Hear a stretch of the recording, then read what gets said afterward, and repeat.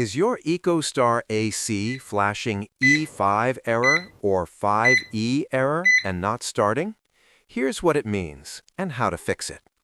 On EcoStar air conditioners, E5 usually means the indoor and outdoor units are not communicating properly. Think of it like they stopped talking to each other. This can happen for three main reasons: mode conflict on mini-split systems, communication wire problem, or a faulty control board.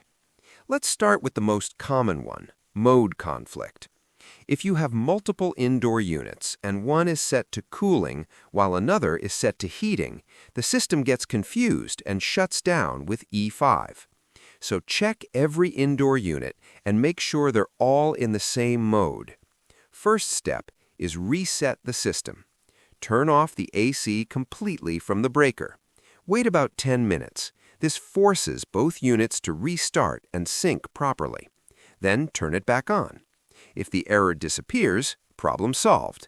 If not, we check wiring. Turn power off again. Open the outdoor unit terminal cover. Look for the terminal labeled S or sometimes 3.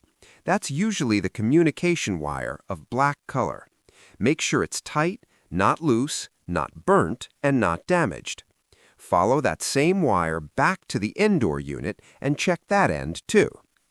Also, inspect the outdoor PCB fuse. If it's blown, replace it with the same type and rating. If everything looks normal but E5 still shows up, then the problem could be the indoor PCB, outdoor PCB, or inverter module. At that point, professional repair is needed. If you found this video helpful, hit the like button, subscribe for more, and drop your questions in the comments. I'll do my best to answer.